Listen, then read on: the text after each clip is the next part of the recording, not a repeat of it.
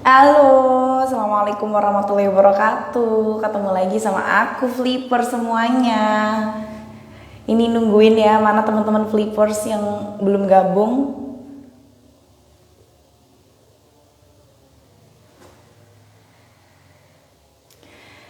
Sambil menunggu Flipper semua gabung pada live malam hari ini, izinkan saya sebagai host Disti Adiana menulis judul live chit chat kita pada malam hari ini. Oke. Sambil nungguin teman-teman lainnya bergabung. Jadi judul live chit chat pada malam hari ini yaitu belajar ke Monash. What you mention it like Monash University dengan LPDP.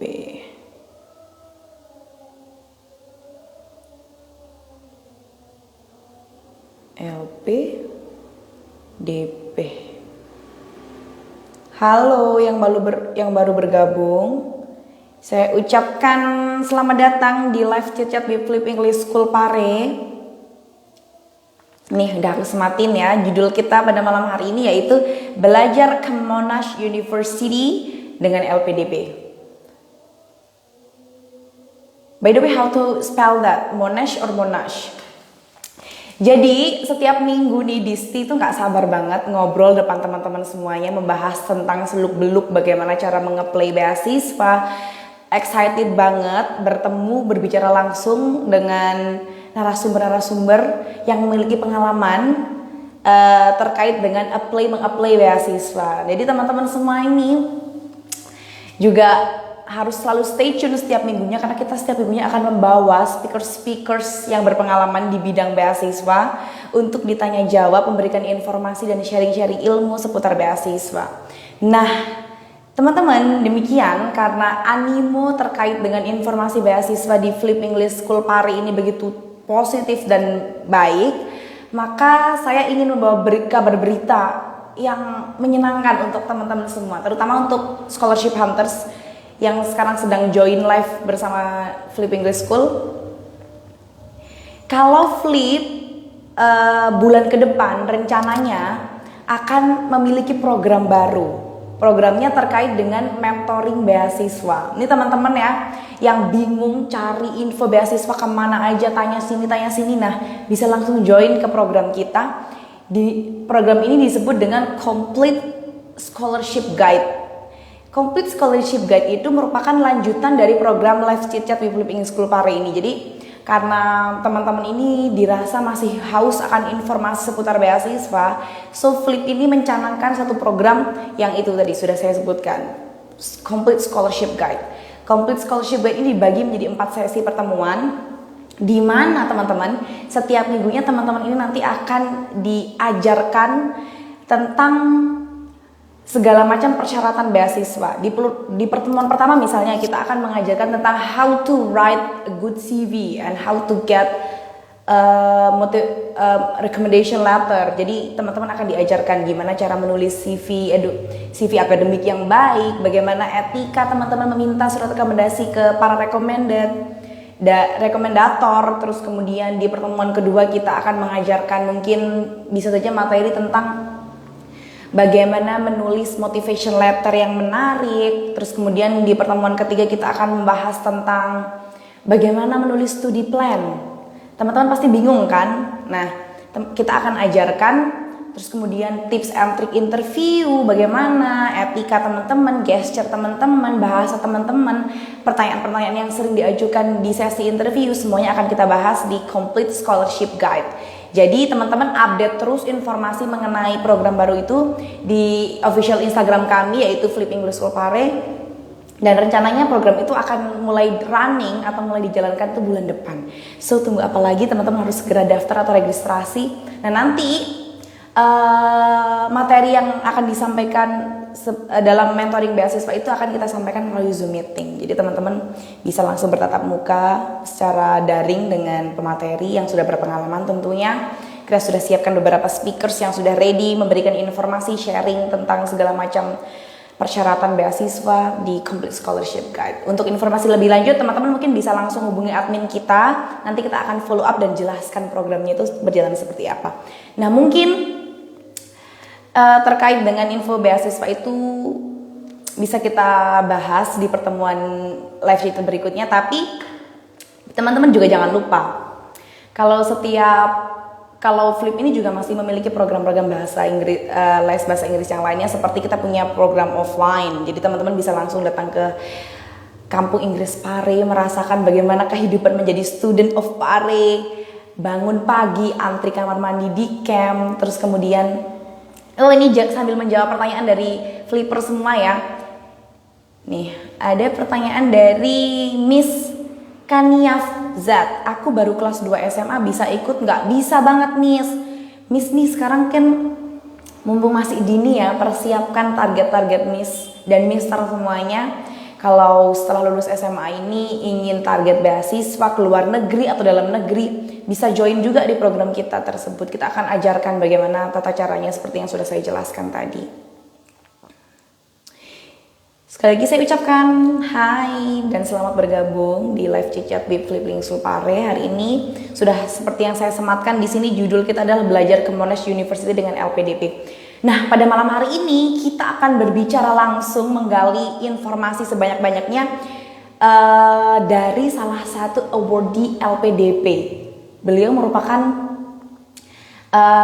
lulusan Biology Education, jadi speaker kita pada malam hari ini merupakan guru biologi yang berhasil mendapatkan beasiswa hingga bersekolah di Monash University Australia. Jadi teman-teman yang punya target ke Australia bisa mungkin ya bertanya-tanya pada beliau.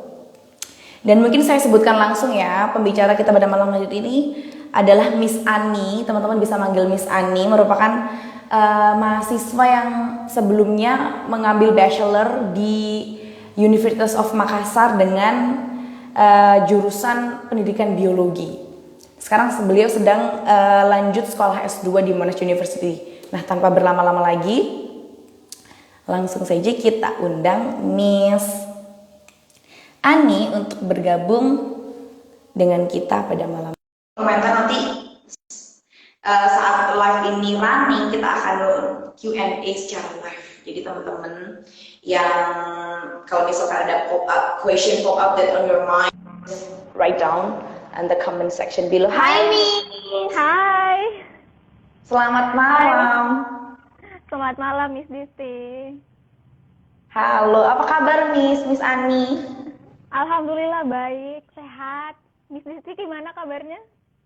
Alhamdulillah baik. Ini bisa sapa dulu teman-teman semua yang sedang join live kita. Hai Flippers. Oke, hai Flippers. Miss Ani lagi ngapain nih? Di mana nih sekarang nih? Oh ya teman-teman, semoga ya koneksi pada malam hari ini berjalan dengan lancar sehingga live chat kita ini juga berjalan dengan baik gitu. Miss Ani lagi di mana nih sekarang nih? Ini lagi di rumah, Miss. Oh gitu, sehat ya? Iya, alhamdulillah. Sekarang lagi sibuk apa nih, Miss? Sekarang sibuknya ya kuliah, ngerjain tugas, ngerjain esai, dan segala macamnya. Jadi kayak dealing with many kinds of college life. Ya. Gitu. Berarti sekarang masih daring ya, Miss ya? Iya. Jadi sekarang itu kan bordernya Aussie masih tutup. Jadi mahasiswa-mahasiswa yang mau intake untuk university di Australia itu pilihannya cuman defer atau menunda studi atau misalnya jalankan kuliah online. Nah, kebetulan saya pilih yang opsi untuk kuliah online. Jadi untuk saat ini memang masih daring dari Indonesia. Ini sudah running berapa bulan nih Miss kuliahnya, Miss? Kuliahnya belum sebulan, masih 3 mingguan. Ya, ini week ketiga minggu. Oh gitu. Berarti Miss Ani ini sekarang maba Monash University ya, bisa dibilang seperti itu ya? Iya betul. Wow, menyenangkan. Nah, Miss, pada malam hari ini kita akan bertanya-tanya seputar beasiswa kan. Pas based on your experience saja, mungkin Miss Ani bisa kasih tips and trick bagaimana survive beasiswa hingga Miss Ani sekarang menjadi salah satu awardee LPDP. Nah, pertanyaan pertama Disti, Miss gimana sih awal mula Miss ini memiliki keinginan atau target mendapatkan beasiswa S2? Ataukah mungkin Miss Ani sudah merancangnya jauh-jauh hari, ataukah karena lingkungan nih teman-teman pada dasar daftar beasiswa saya mau ngapain, jadi ikut-ikutan atau gimana Miss? Jadi awalnya itu emang pada saat S1 kemarin, kebetulan saya adalah awardee bidik misi. Nah, kemudian pada saat itu juga saya berada di lingkungan di mana orang-orang setelah lulus itu mereka ke Pare dengan tujuan untuk mendaftar beasiswa. Jadi karena saya melihat peluang itu, yang pertama saya mahasiswa bidik misi, sehingga ada peluang untuk mendaftar beasiswa khususnya LPDP. Kemudian juga melihat orang-orang yang sangat semangat belajar sampai ke Pare berbulan-bulan atau bahkan bertahun-tahun, dan akhirnya mereka bisa lolos beasiswa. Akhirnya saya termotivasi untuk juga mengikuti jejak mereka. Jadi berawal dari hal-hal tersebut nih. Oh, berarti Miss Ani sempat juga ke Pare ya, ngerasain ngecamp di Iya. Pare juga ya. Berapa Iya. lama tuh Miss tinggal di Pare, Miss? Bahkan saya ke Pare itu sampai 3 kali, Miss. 3 kali. Wow, 3 kali. Iya. Pertama itu belajar, emang niat untuk belajar IELTS. Awalnya rencananya tuh cuma 3 bulan, tapi karena pada saat proses belajar dan tahu kalau misalnya kemampuan harus di-upgrade, jadi saya perpanjang sampai 5 bulan. Nah, habis itu 5 pulang, bulan. ya habis itu pulang ke Makassar, terus habis itu balik lagi ke Pare, tapi waktu itu balik ke Pare itu udah sambil ngajar, karena saya percaya bahwa teaching is learning twice, jadi sambil saya ngajar, saya juga belajar. Nah, terus untuk Oh, berarti sempat jadi tutor juga Miss di Pare? iya, betul. Wow, Sempat keren, jadi tutor. cool. Terus ketiga kalinya jalan-jalan ke Pare sambil ngisi beberapa kelas, tapi cuman sebentar gitu. Jadi kayak overall mungkin kalau mau digabung tuh sekitar setahunan lebih lah di Pare kalau misalnya timingnya digabung gitu, Miss. Berarti betah ya Miss di Pare ya Miss? Iya, betah banget dong, Miss. Orang makanannya Seru. murah, terus lingkungannya juga bagus. Bener. Gitu ya. Jadi awal mulanya memang nggak ada target, tapi karena melihat teman-teman animo teman-teman mendaftarkan beasiswa jadi ikutan gitu ya Miss? Iya, emang awalnya juga emang udah set dari pada saat semester 5 atau 6 S1 itu, oh nanti mau lanjut nih S2 dan kalau bisa pakai beasiswa gitu. Gitu. Nah Miss, nih aku mau lanjut nih pertanyaannya ya. Dan kalau Miss nih umpamanya teman-teman juga flipper semua udah punya target nih. Rencananya setelah lulus S1 atau setelah lulus SMA, saya ingin berlanjut berkuliah dengan beasiswa misalkan. Nah, langkah pertama yang harus dipersiapkan itu ketika kita punya target itu apa sih Miss? Langkah pertama khususnya ketika mau menargetkan untuk kuliah ke luar negeri, otomatis bahasa Inggris tentu saja. Tadi ada yang nanya di awal session, Kak saya masih kelas 2 SMA, bisa nggak gabung?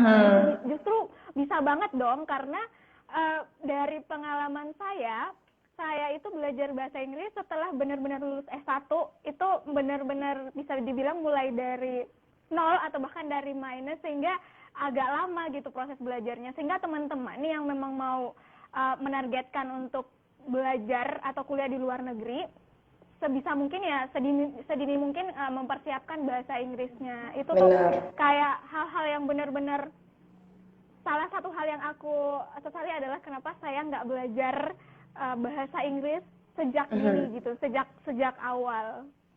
Karena memang sertifikasi bahasa Inggris terutama merupakan salah satu persyaratan utama ya Miss untuk mendapatkan beasiswa ya. Iya, betul sekali Miss. Jadi emang apapun mau daftar beasiswa, apalagi mau daftar kampus itu skill bahasa Inggris, kalau dalam negeri biasanya pakai TOEFL, kemudian yang luar pakai IELTS. Jadi itu memang betul-betul harus dipersiapkan sih menurut aku. Oh gitu. Kalau LPDP sendiri berapa Miss minimal skor IELTS yang dibutuhkan nih? Mungkin ini Ya, informasi yang ditunggu. Heeh. kalau LPDP itu sekitar 6,5 for overall. Ya, jadi at least 6,5 itu udah bisa daftar kalau LPDP. Oh gitu. Kalau Miss dulu berapa kali nih tes IELTS hingga mencapai 6,5? Karena setelah mewawancarai banyak awardee ya, mereka ada yang 5 kali tes, 3 kali tes gitu. Kalau Miss ini berapa kali nih? Well, talking about IELTS test, actually Mhm.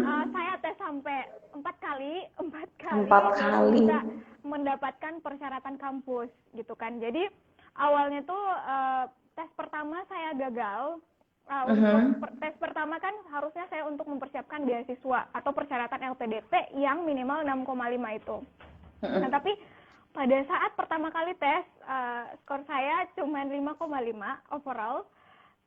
Terus habis itu saya coba lagi, akhirnya tes kedua dapat 6, dan itu alhamdulillah udah bisa dipakai daftar karena memang saya awardee bidik misi sehingga standarnya itu agak berbeda dengan Mhm. reguler pada umumnya. Jadi saya menggunakan skor 6 itu untuk daftar LPDP, kemudian setelah itu karena saya lagi-lagi alumni bidik misi, jadi saya masuk kategori afirmasi, sehingga saya mendapatkan kesempatan untuk melewati atau gabung dalam program pengayaan bahasa yang diselenggarakan oleh LPDP. Nah, jadi benar-benar teman-teman ketika emang mau lanjut belajar atau daftar beasiswa atau daftar kuliah itu emang bahasa Inggris dipersiapkan dari sekarang. Nah, Mhm. setelah ikut pengayaan bahasa barulah dapat 6,5, terus Itu setelah di itu tes yang keempat kali ya, 6,5. 3 kali di tes yang Yang ketiga ketiga. kali saya sudah dapat 6,5, tapi karena ada salah satu aspek yang di bawah standar untuk persyaratan kampus Mhm. sehingga saya ngambil tes lagi untuk keempat kalinya gitu, dan tes keempat itu Gitu. baru bisa benar-benar mencukupi persyaratan kampus dan hanya bisa kuliah gitu, Miss. Gitu. Miss, jarak Miss setelah lulus bachelor itu S1 ke sekarang S2 itu berapa tahun sih Miss? Struggle-nya Miss tuh berapa lama dapat beasiswa? Well, aku lulus 2016 dan sekarang udah 2021, berarti berapa tuh? 4 tahun ya? 4 tahun. Nah, berarti memang ini pesan juga ya untuk teman-teman, every person itu have their own time. Jadi nggak perlu takut ya Miss. Kita masih punya Iya, kesempatan. Kalau pertama kali gagal berarti kita harus coba lagi. Karena kita nggak tahu kan kesempatan mana yang bakal kita dapetin. Ini contoh iya betul nih sekali. untuk teman-teman semuanya. Nah, Miss, kalau Miss nih berapa selama proses mendapatkan beasiswa hingga dapat LPDP ini kira-kira Miss udah berapa kali nih nyoba daftar beasiswa atau udah kemana aja nih, beasiswa apa aja yang udah didaftarin sama Miss? Kalau saya secara pribadi kebetulan karena emang S2 menargetkan untuk luar negeri, jadi saya pernah nyoba AS, kemudian yang kedua ini LPDP, dan kebetulan yang keterimanya di LPDP. Gitu, Hmm. Miss. Berarti kalau AAS berarti Australian Award Scholarship. Iya. Itu dari kedua beasiswa itu menurut Miss bisa nggak Miss mengkotakkan mana yang lebih kompetitif seleksinya atau manakah yang lebih tinggi standar seleksinya, bisa nggak, atau memang setiap beasiswa itu memiliki tingkat kesulitannya masing-masing? Iya, tentu saja menurut aku secara pribadi, masing-masing beasiswa itu memiliki tingkat kesulitan masing-masing. Uh, Cuman pada saat itu, ini ceritanya kan saya daftar AAS dulu, kemudian daftar LPDP. Cuman pada saat mendaftar AAS, saya memang mengakui dan merasa bahwa persiapan saya itu belum maksimal untuk mendaftarkan beasiswa ini, sehingga pada saat proses seleksi di tahap pertama itu dia tentang esai kalau nggak salah itu langsung gagal di berkas. Karena memang saya menyadari bahwa saya belum mempersiapkan dengan baik apa sih yang mau saya tulis di esai saya, kemudian apa sih tujuan saya. Jadi saya gagal di situ. Nah, kemudian untuk seleksi LPDP sendiri itu karena memang saya ngejarnya betul-betul LPDP, sehingga saya mempersiapkan semuanya dari awal, literally dari awal, esai, CV, dan apapun yang menjadi persyaratan LPDP itu untuk dipenuhi gitu, Miss. Jadi gitu. kalau untuk masalah tingkat kesulitan saya nggak bisa bercerita banyak untuk membandingkan dua beasiswa ini, cuman lebih ke ini sih, apapun beasiswanya itu preparation yang paling perlu sih menurut aku. Kayak bagaimana Gitu. kita mempersiapkan diri kita untuk memenuhi standar dari pemberi beasiswa itu sehingga kita bisa diterima gitu, Miss. Gitu. Ini berarti informasi pertama tadi dari Miss Ani sendiri, persiapan pertama yang paling penting adalah persiapan kemampuan bahasa Inggris. Yang kemudian adalah memantaskan standar ya Miss. Kayak kita harus berusaha memenuhi standar yang sudah ditetapkan oleh beasiswa yang mau kita apply gitu. Nah, Miss, Iya, betul. kalau menurut Miss sendiri, tahap mana nih dari seleksi beasiswa? Itu yang paling susah. Apakah di tahap interview kah atau tahap pemberkasan kah? Kalau menurut saya secara pribadi itu di tahap seleksi substansi, atau waktu Itu terdiri LPDP dari apa kan, saja, Miss? waktu itu kan LPDP ada seleksi berkas, kemudian seleksi substansi. Nah, seleksi berkas, SBK, kemudian yang terakhir wawancara. Nah, untuk berkas sendiri itu yang saya bilang tadi semuanya tuh udah harus dipersiapkan. Jadi kayak terutama isi CV itu jangan mengejar atau misalnya kayak mengikuti kegiatan karena kita baru mau mendaftar beasiswa. Makanya persiapan itu sangat-sangat penting. Jadi pada saat kuliah di S1, perbanyaklah pengalaman untuk ikut organisasi, untuk mengabdi kepada masyarakat, karena itu yang akan kita temui. Kebanyakan orang yang gagal di administrasi, mereka cuman mempersiapkan diri ketika mereka menulis CV itu. Jadi misalnya 1 bulan range waktu pendaftaran, mereka baru pusing ini mau nulis apa di CV saya, padahal itu kan harusnya disiapkan jauh hari sebelumnya atau berbulan atau bahkan setahun sebelumnya. Kemudian setelah itu untuk masalah proses seleksi yang menurut saya paling susah itu di seleksi TPA kemarin. Waktu itu saya masih dapat ada seleksi TPA atau SBK pada saat itu kita bilangnya, karena memang basic saya adalah pendidikan biologi, sementara soal-soalnya itu dari matematika, kemudian kemampuan verbal dan lain-lain. Jadi menurut saya secara pribadi dari tes-tes yang itu saya struggle-nya di tes TPA. Setelah itu interview, karena di interview itu menurut aku dia akan membahas apa saja yang kita tulis di CV dan di essay kita. Jadi emang betul-betul kalau di interview itu kayak face to face, apa sih yang mau kita bilang ke pewawancara itu supaya kita bisa meyakinkan mereka untuk menerima kita gitu. Sementara untuk tes yang TPA itu kan betul-betul tes yang sangat-sangat memiliki standar, sehingga tentu saja itu juga harus dipersiapkan. Berarti kemarin pada saat tahap seleksi tersebut dilakukan secara daring ya, Miss? Enggak, waktu itu kan saya sebenarnya daftar LPDP itu 2018, maksudnya lulusnya 2018. Belum ada pandemi pada saat itu, jadi masih enggak online, seleksinya masih offline. Oke. Kemudian Miss, pada saat proses mempersiapkan berkas esai itu, Miss mendapatkan bantuan dari mana sih? Kayak bertanya masalah apakah esai ini sudah benar, tentang proses revisi dan lain sebagainya, itu Miss menghubungi siapa kira-kira? Apakah awardee yang Miss kenal kah, atau senior Miss kah, atau dosen Miss kah? Oke. Jadi untuk mendapatkan guide tentang bagaimana cara menulis pada saat itu, yang pertama saya tentu saja menghubungi senior-senior yang sudah mendapatkan beasiswa itu terlebih dahulu atau sudah dikategorikan sebagai awardee, karena saya percaya mereka adalah orang-orang yang sudah lulus, sehingga pasti mereka ada gambaran atau misalnya sudah tahu apa-apa saja yang saya harus includekan ke dalam esai itu. Kemudian yang kedua, saya di luar orang-orang yang saya kenal, biasanya saya rajin mengikuti seminar ataupun sharing session yang memang betul-betul mereka membahas tentang persiapan beasiswa itu.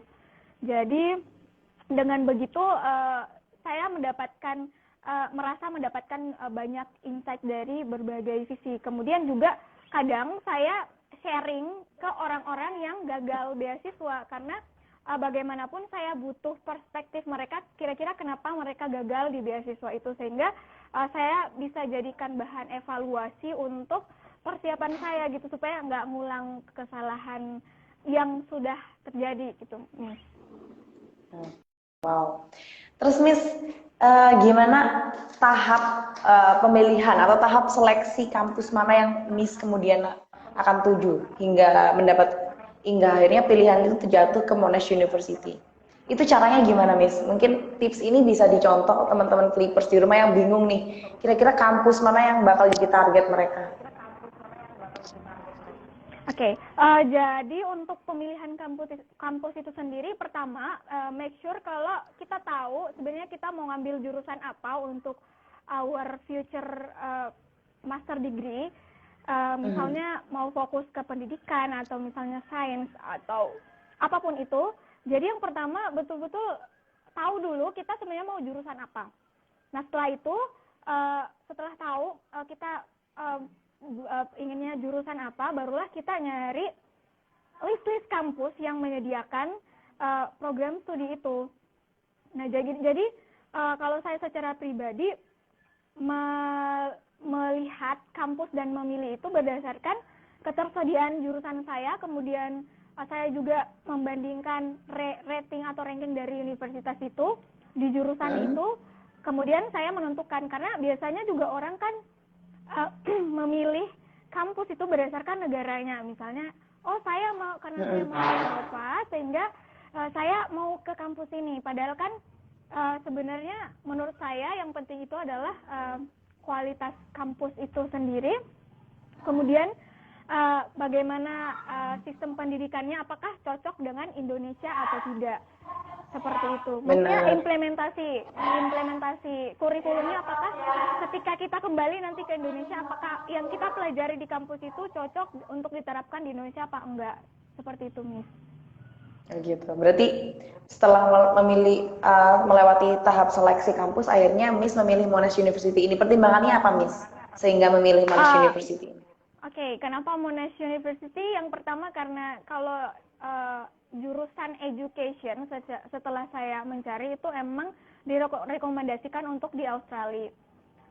Nah kemudian di Australia itu Monash University sendiri berada di peringkat 1 untuk kategori education. Jadi itu alasan kenapa saya memilih Monash University di Australia gitu nih. Oh gitu. Berarti peringkat kampus, range kampus itu berarti menentukan juga ya, Miss? Iya. Penting gitu maksudnya. Menurut saya penting. Gitu. Nah, Miss, kalau berbicara masalah beasiswa, pasti banyak banget teman-teman yang insecure nih, Miss. Apakah penerima beasiswa atau award di beasiswa itu hanya diperuntukkan untuk teman-teman yang memiliki prestasi akademik? Lalu bagaimana dengan teman-teman yang memiliki prestasi di luar akademik? Apakah masih memiliki kesempatan, Miss, mendapatkan beasiswa? Pasti banyak banget pertanyaan seperti itu. Menurut pendapat Miss bagaimana? Ya, menurut saya bahkan ketika kita mau mendaftarkan atau mendapatkan beasiswa itu tidak hanya butuh skill atau prestasi akademik, tapi juga harus diimbangi sama non-akademik, seperti kayak keaktifan di organisasi ataupun pengabdian kepada masyarakat. Jadi menurut saya dua-duanya harus saling mendukung. Jadi nggak hanya prestasi akademik, jadi kayak meskipun kita misalnya dapat IPK 4, tapi nggak aktif di organisasi atau nggak pernah ikut dalam kegiatan pengabdian masyarakat, itu menurut saya sama aja gitu, kayak kurang gitu poinnya. Jadi ada baiknya menurut saya itu emang prestasi akademik sama non akademik, khususnya pengabdian kepada masyarakat sama kemampuan penelitian. Nah gitu, berarti track record prestasi kita di luar akademik itu juga menjadi standar point kita ya, Miss, menjadi nilai plus kita dalam Ya. ketika apply beasiswa. Nah, Miss, Iya, Miss kan karena sudah, ya bagaimana Miss? karena pada saat wawancara itu justru saya merasa bahwa saya nggak terlalu ditanya soal prestasi akademik kamu apa, tapi apa sih yang sudah kamu lakukan, kontribusi apa yang sudah kamu lakukan di masyarakat yang berdampak sama perkembangan negara, misalnya seperti itu. Karena in the end ketika kita dikasih beasiswa, harapannya adalah kita bisa kembali untuk Indonesia dan mengabdi ke Indonesia. Menurut saya sangat-sangat penting untuk terjun dalam kegiatan pengabdian masyarakat sama.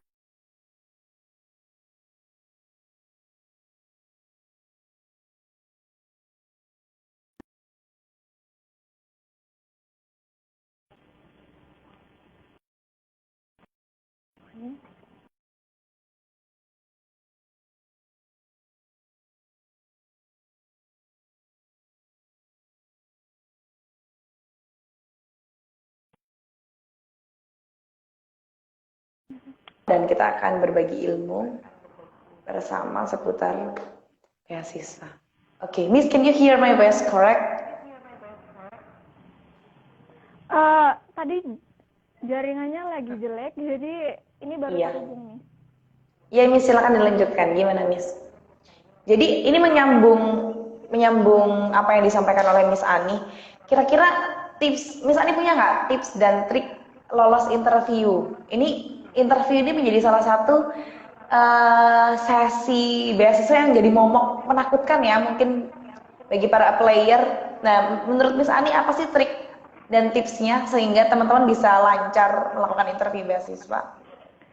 Ya, jadi seperti yang kita tahu bahwa di interview itu atau wawancara biasanya kan biasanya atau pada umumnya menjadi tes terakhir, sehingga ketika kita mau melakukan tes wawancara itu sebisa mungkin sudah mempersiapkan diri, mengantisipasi misalnya kira-kira pertanyaan apa saja yang mau ditanyakan, kemudian kira-kira kita menjawabnya seperti apa, karena memang di wawancara itu intinya adalah bagaimana kita meyakinkan si pewawancara itu dalam waktu 1 jam atau kurang atau misalnya lebih, supaya mereka bisa melihat bahwa kita pantas atau tidak untuk diterima di beasiswa mereka sebagai pemberi beasiswa. Sehingga menurut saya tipsnya di wawancara tentu saja, karena khususnya di LPDP itu mereka kebanyakan menanyakan apa yang kita tulis di CV dan di esai.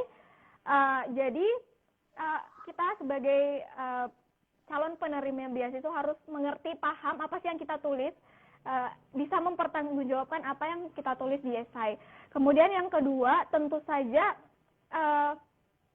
ketika sudah mulai masuk sesi wawancara itu menenangkan diri, karena biasanya orang-orang yang mau wawancara itu kan biasanya panik, Demam panggung, gugup ya mungkin Miss ya. demam panggung, iya.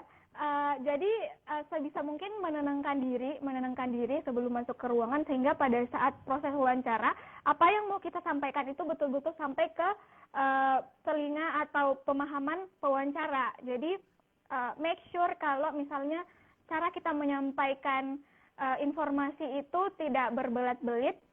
Karena biasanya kalau sudah wawancara kan kita menjelaskan dari A, B, C sampai Z itu nggak ketemu kan, sehingga pewawancara nggak dapat poinnya gitu ya Miss.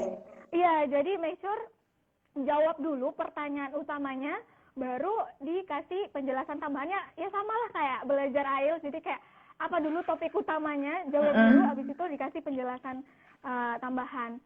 Intinya di wawancara adalah jangan sampai kita keluar dari ruangan wawancara kemudian kita menyesal, oh tadi kok aku nggak ngomong ini ya, tadi kok aku nggak ngejelasin ini ya, padahal itu kan poin penting atau poin plus yang harusnya kita sampaikan kepada pemberi beasiswa. Dan jawaban kita itu penentu ya Miss, penentu kita lolos atau tidak kan, itu kan tahap seleksi terakhir. Iya. Nah mungkin teman-teman bisa sebelum proses interview dilakukan bisa siapkan dulu list daftar pertanyaan yang mungkin akan ditanyakan di pada proses interview, latihan jawab di depan kaca atau mencari partner gitu ya Miss. Iya betul sekali, apalagi khususnya orang-orang yang mau daftar ke luar negeri itu kan biasanya wawancaranya itu dalam bahasa Inggris. Sehingga kalau bisa emang latihan sebelum proses wawancara itu entah sama partner atau di depan cermin untuk menjawab dalam berbahasa Inggris, karena jangan sampai kita pada saat proses wawancara bukan pusing memikirkan apa yang mau kita ngomongin atau apa substansi atau konten dari isi dari wawancara kita, tapi kita mikirin tentang gimana ya cara jawabnya, karena harus vocabnya apa, grammarnya apa. Iya, betul. Iya, Itu akan overwhelming kita ya, misalnya akhirnya blank jawabannya. Iya, jadi lagi-lagi ya persiapkan bahasa Inggrisnya sedini mungkin untuk teman-teman yang mau beasiswa dan mau kuliah ke luar negeri. Bener. Miss, ini kita sambil jawab Q&A dari teman-teman semua di rumah. Ini ada pertanyaan dari Mr. Deana Akmama. Dea anak mama mungkin ya. Pertanyaannya seperti ini, Kak, tips buat belajar bahasa Inggris gimana Kak? Karena jadwal padat, tips sederhana Kak. Gimana menurut Miss? Berdasarkan based on your experience. Oke, tips belajar bahasa Inggris. Ya, tentu saja fortunately kita sekarang hidup di zaman teknologi sehingga kita bisa mengakses banyak sekali informasi melalui sosial media ataupun melalui koneksi yang melibatkan internet, sehingga kalau misalnya memang mau belajar bahasa Inggris secara otodidak atau mandiri bisa lewat nonton YouTube, karena di sana bahkan kita bisa belajar dari hal yang paling basic tentang bahasa Inggris sampai yang advance. Terus yang kedua, perbanyak mendengarkan. Misalnya kalau misalnya nggak mau nonton, di mana? Di Spotify saya pikir ada juga tuh, atau misalnya ada aplikasi yang namanya Clubhouse sekarang. Itu kita bisa join untuk mendengarkan sharing-sharing atau informasi-informasi yang sedang dibahas dalam berbahasa Inggris. Kemudian yang ketiga tentu saja adalah practice. Karena practice makes perfect. Jadi sebisa mungkin carilah orang yang bisa diajak untuk ngobrol dalam berbahasa Inggris, karena bagaimanapun terutama speaking, kalau misalnya kita belajar speaking without practice itu kayaknya akan susah buat berkembang. Jadi aplikasikan ilmu yang didapat dengan berbicara dengan orang lain. Seperti itu. Cari partner praktis mungkin ya, Miss. Cari partner. Dan mungkin juga sekarang karena emang udah zamannya online, banyak saya rasa tempat kursus yang menyediakan kursus online dan waktunya itu lumayan fleksibel, itu bisa banget menggunakan kesempatan itu untuk mengimprove bahasa Inggris kita. Benar.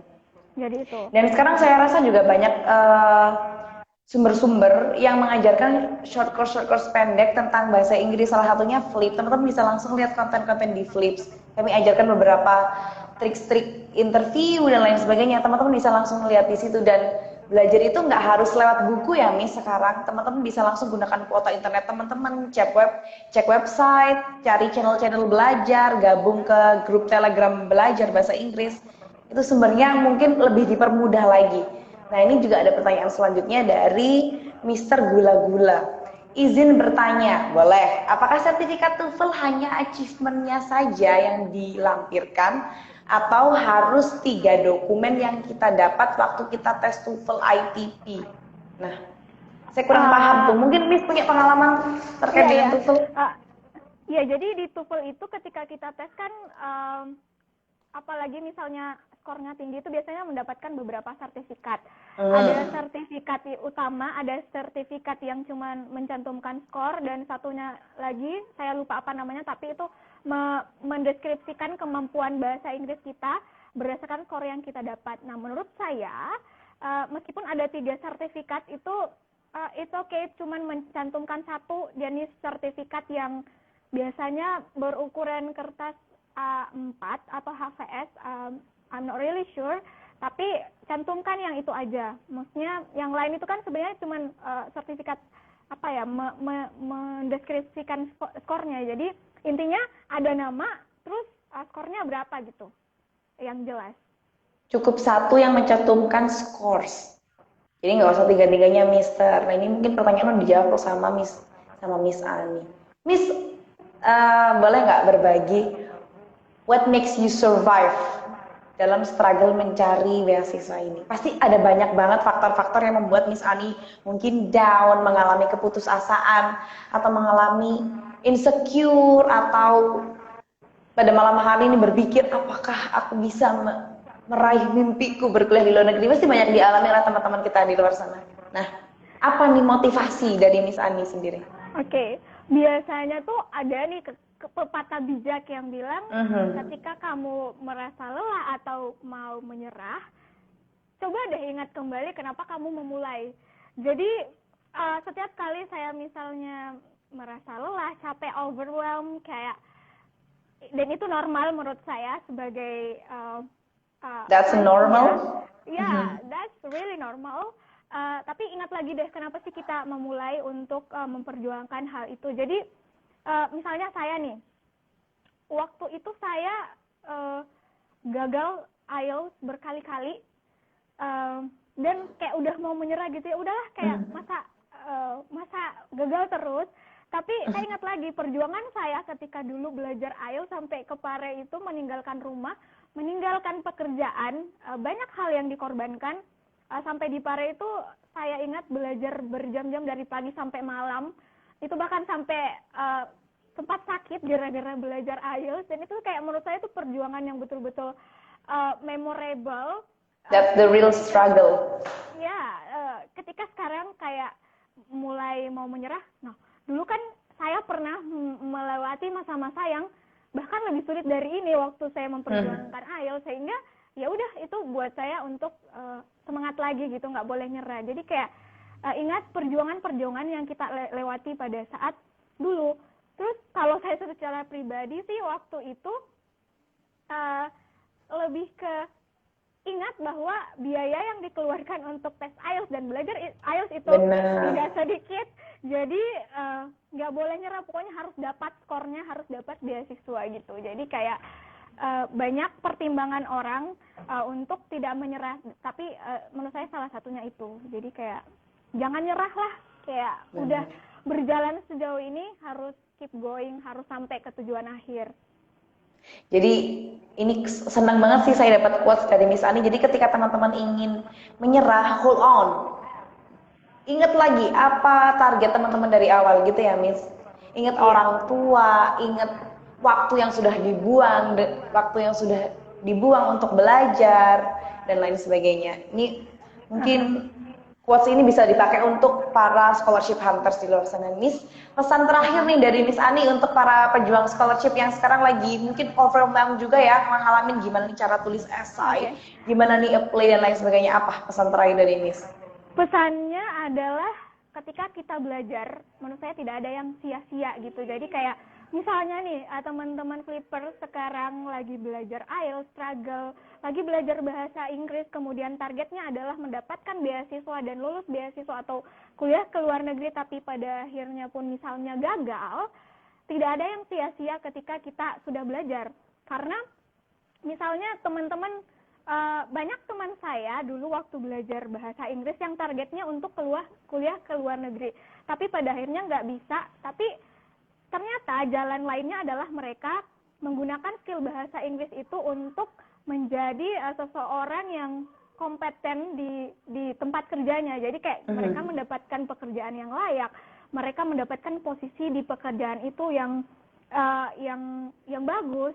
Dan itu karena skill bahasa Inggris mereka yang pernah mereka pelajari. Jadi kayak kalau misalnya udah mulai nih, udah belajar, yakinlah kayak nggak ada yang sia-sia gitu. Jadi kayak keep going aja. Kalau nggak dapat beasiswa mungkin jalannya lain gitu.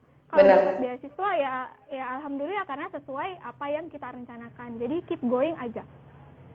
Iya, karena menurut saya juga di era globalisasi ini kemampuan bahasa Inggris kita itu nggak hanya ditujukan untuk beasiswa. Kita bisa dapat working visa ke luar negeri misalnya, juga memerlukan TOEFL dan IELTS.